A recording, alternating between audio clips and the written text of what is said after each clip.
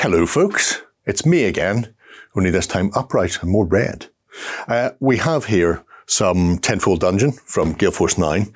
We've laid out the Starship Vengeance, and I thought it would be interesting for people to see what you can do with a big box of boxes. So this setup is obviously very Enterprise-esque. It's a modular role-playing terrain system, which allows you to create your own maps to a certain extent. Obviously, you're limited in what comes in a box. However, they do have things like additional features, such as our little stairs, of which there are many and varied, from very wide to sort of single step ones we have back in the engine room. There are movable walls, like we have here, splitting what appears to be our bridge in twain, thus putting Picard back on the bridge of the Starship Vengeance. He may or may not survive that encounter with whoever that is. It looks like a doctor. I'm not going to worry about her too much. Or it might be Data. Anyway, the nice thing about these are they can be fired out in no time squared. So you can set up a interesting little maze for your players to navigate, whether it's in a RPG or if you're playing a skirmish game. We've done it mostly upright here, setting down into the room. So you've got your rooms and corridors, and as you can see, there's no joining door here. So you've got to work your way through the engine bay, get past Q, who's probably going to turn these Borg into a couple of mariachis, and then fire his way down to where Worf is. So you've got a great deal of flexibility with it. But I just thought I'd show you when you get there. If I was to open up one of the others, like the Cyberpunk City, the box itself is relatively small. So you're talking, what's that? 30 centimeters by about 40, 45. I probably measured the squares, actually, would be a good way. I will say this, there are different heights, which means when you're putting it together, you need to nest your boxes correctly because it forms a flush fit that interconnects. But as you can see with these, the Cyberpunk version, your boxes and buildings are the same as your Starship Vengeance. Like these, they can be deployed as rooms, so you can work your way inside them, or you can have them working as actual buildings that people can't get inside, or additional height layers, which is why you have things like the stairs and the like in there. So you get the really nice printed stuff. You also get the sweet, sweet silica gel, which everybody should be eating.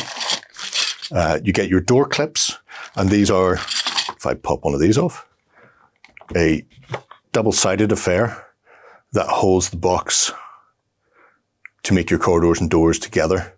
It actually holds it very snugly indeed, so I don't think I can do that with one hand, but I will with two. Boosh. And it means then you can also have your doors as open or closed because they are also double-sided. So there's a lot of flexibility within the system itself to allow you to do an awful lot of interesting bits and pieces. If I debagulate this, it comes with a little bit of reinforcing stickers for the two big ones because these take the most stress as well. So if you want to make sure they're pristine, you can pop off these clear plastic bits to overlap the corners.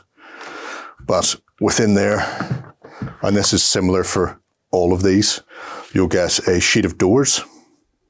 So here we have double wide, single, and then half height for the smaller style of corridor. And they are open or closed, looking out into neon Tokyo, where all the samurai live. These are the walls and barricades, which includes these little half barricades that we've got things set up around the place. They're just very simple line of sight blockers or cover for your players to hide behind, or for the fiends who are ambushing them. Again, very nicely punched. So nice level of detail on those. And finally, you have your set of steps, of which you can see there are 3 different designs, and you get multiples thereof. So You had your 2 medium, 2 small, and I think only one of the large. No, you get 2 large. That's nice. So 2, 2, and 2. And they only fit together in one particular way. So even though they're double-side print, you'll find when you assemble them, like we have here, the back print won't be seen anymore. It just lives there now. You can deconstruct those as well when it comes to packing stuff away. I'd probably keep the stairs as is, because the tolerances on the sort of sprue design outside is relatively tight. And I think over time, if you're constantly popping these in and out, you're going to get wear on these.